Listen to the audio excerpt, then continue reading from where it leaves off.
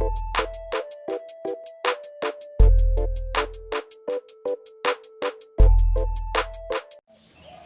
Everyone, progress coaching classes के YouTube channel पर आप सभी का बहुत बहुत स्वागत है। तो समांतर श्रेणी के इंट्रोडक्शन के बारे में मैं बता दिया था, तो आप प्रोग्रेस कोचिंग क्लासेस के चैनल पे जाके प्लेलिस्ट में देखेंगे तो वहाँ पर आपको समांतर श्रेणी का जो इंट्रोडक्शन है और कुछ सूत्र के बारे में बताया गया है। तो आज जो वीडियो बनाएंगे वह समांतर श्रेणी के एक्सरसाइज 5.1 का क्वेश्चन के बारे में बताया जाएगा। तो देखिए पहला क्वेश्चन क्या है। एक्सरसाइज 5.1 का दिया गया है कि निम्नलिखित स्थितियों में से किन स्थितियों में संबंध संख्याओं की सूची एपी में है और क्यों है, इसको बताना है। कि पहले तो ये बताना है कि यह समांतर श्रेणी में है तो क्यों है। तो ध्यान दीजिए कि जो सवाल है वह है कि प्रत्येक किलोमीटर के बाद का टैक्सी का किराया जबकि प्रथम किलोमीटर के लिए किराया 15 रुपया है और प्रत्येक अतिरिक्त किलोमीटर के लिए किराया 8 रुपया है।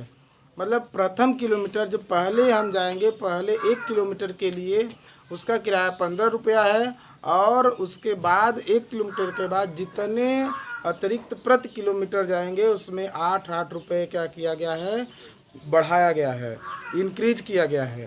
तो देखिए यहाँ पर हम श्रेणी बनाएंगे तो यहाँ पर दिया गया है कि प्रथम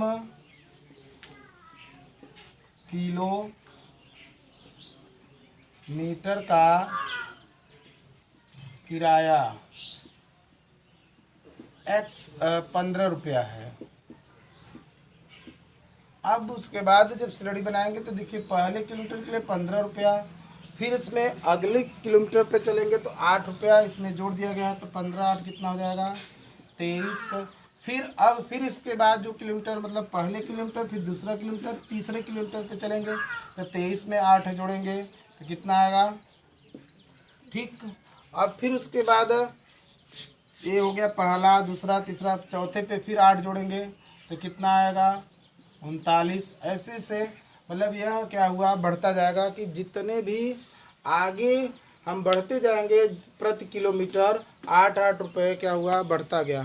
पहले किलोमीटर के लिए 15, दूसरे के लिए कितना हो गया 8 जोड़ेंगे 23 और तीसरे के लिए कितना हो गया 31, फिर उसके बाद 8 जोड़ेंगे कितना आएगा 39, फिर ऐसे आगे बढ़ता गया। तो अब जो है इसमें कह रहा है कि ये तो श्रेणी बना, यह समांतर श्रेणी में आ गया। अब कह रहा है कि क्यों है, तो क्यों करने के लिए क्या करते हैं, पहले इसमें से D1 D2 निकालिए।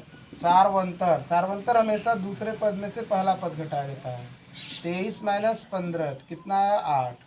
फिर D2 = तीसरे पद में से दूसरे पद को घटा दीजिए, कितना है 8। फिर D3 चौथे पद में से क्या करेंगे, तीसरे पद को घटा दीजिए, कितना आएगा 8। ऐसे आगे भी पद है तो उसमें से उसके अगले वाले में से उसके पहले वाले पद को घटाएंगे। तो यह जो है हमारा देखिए D1 D2 D3 मतलब सारवंतर इसका क्या है, बराबर है। तो यह हो जाएगा किसमें, समांतर श्रेणी में।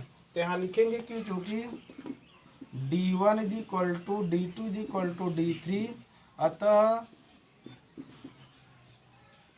15 23 31 39 क्या है एपी में है।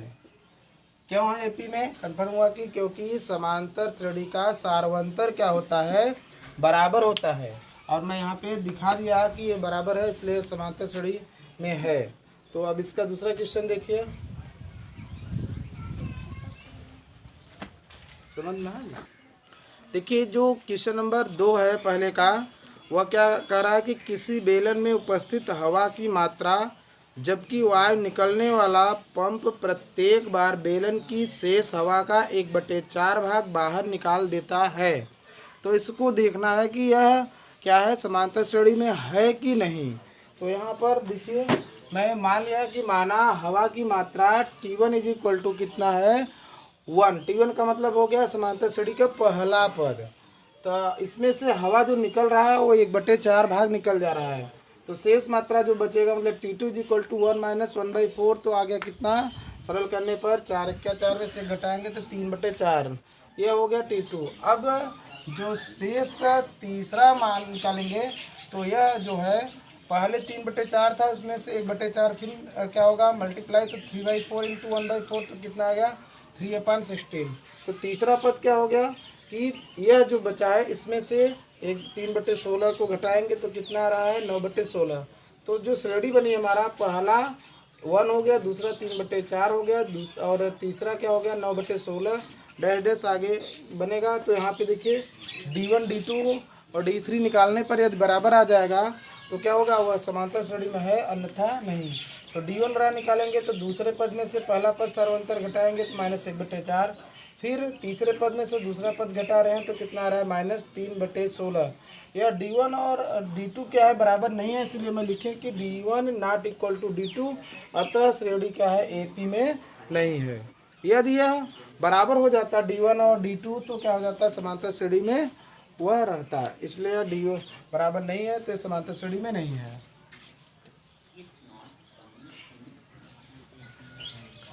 देखिए इसका जो तीसरा क्वेश्चन है दिया है कि प्रत्येक मीटर की खुदाई के बाद एक कुआं खोदने में आई लागत, जबकि प्रथम मीटर खुदाई की लागत 150 मीटर है और बाद में प्रत्येक मीटर खुदाई की लागत 50 रुपये बढ़ती जाती है।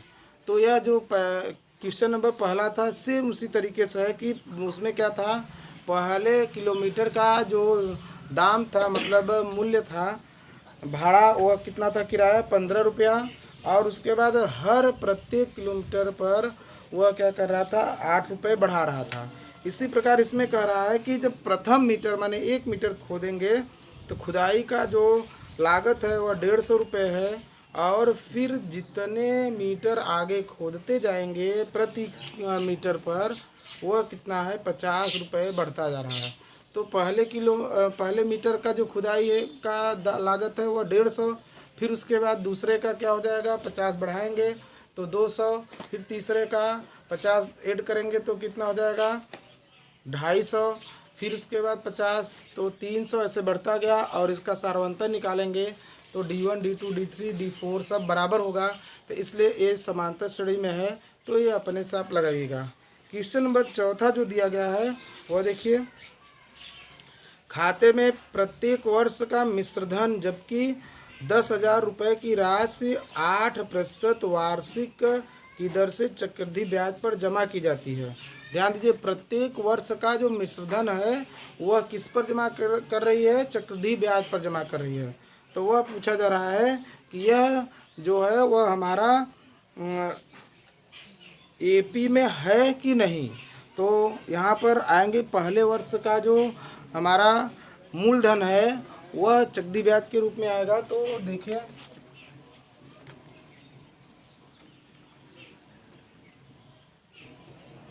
पहले वर्ष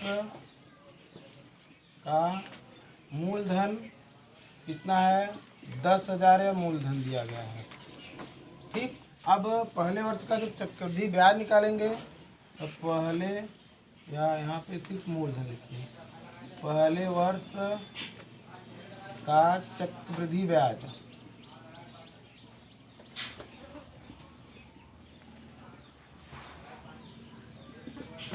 चक्रवृद्धि ब्याज मतलब पहले वर्ष के लिए चक्रवृद्धि ब्याज और साधारण ब्याज समान होता है, तो इसलिए हम यहाँ पर साधारण ब्याज का कहेंगे। साधारण ब्याज रहता है मूलधन गुणित दर, दर कितना है 8, समय 1 वर्ष बटे 100, इसको सरल करेंगे तो कितना आ जाएगा 800। तो चक्रवृद्धि पहले वर्ष के लिए ब्याज कितना आ गया 800, तो जो चक्रवृद्धि ब्याज होगा सिर्फ यहाँ पे ब्याज भर लिखिए पहले वर्ष का ब्याज। अब चक्रवृद्धि ब्याज लिखेंगे जब वृद्धि ब्याज हो जाएगा आपका कितना 10,000 और 800, तो कितना हो जाएगा 10,800 रुपया। फिर अब दूसरे वर्ष के लिए निकालेंगे तो फिर वही होगा 10,800 गुणित 8% है, कितना वर्ष के लिए है 2 वर्ष के लिए 100, इसको हल करेंगे तो 108 गुणित 16, अब इसका गुणा करिए, गुणा करके बताइए तो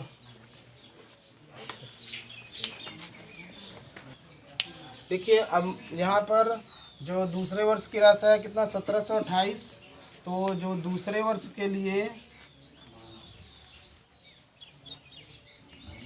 राशि होगी वो हो जाएगा 10,800 में से 1728 जोड़ेंगे तो कितना हो जाएगा 8, यहाँ पे 2 और 8 7 15, हाथ में 1 और 2, 12,528। देखिए यहाँ पर इसको ऐसे भी कर सकते हैं कि यह पहले वर्ष की राशि हो गई, यहाँ पर हम पहले वर्ष की राशि लिख सकते हैं, और ये जो होगा दूसरे वर्ष की राशि निकाल सकते हो जाएगा, ये तीसरे वर्ष की राशि निकाल दीजिए। तो जो श्रेणी बनेगा वह होगा 10,000, ठीक। फिर उसके बाद जो आएगा वह कितना आया है 10,800, तीसरे वर्ष के लिए कितना है 12,528, ऐसे आगे बढ़ता जाएगा। तो जो D1 D2 निकालेंगे, D1 बराबर 10,800 माइनस 10,000 बराबर कितना आएगा 800। D2 इज इक्वल टू निकालेंगे 12,528 में से 10,800 को घटाएंगे तो 1,728 आएगा। तो यहाँ पे D1 D2 क्या है, बराबर नहीं है, तो D1 not equal to D2। अतः जो श्रेणी बनी हमारी वह श्रेणी AP में नहीं है, मतलब समांतर श्रेणी में नहीं है। तो यह जो हो गया, इसका नियम यही है कि D1 D2 D3 जो श्रेणी है निकालने पर यदि समान आता है तो समांतर श्रेणी में है, अन्यथा समांतर श्रेणी में नहीं है।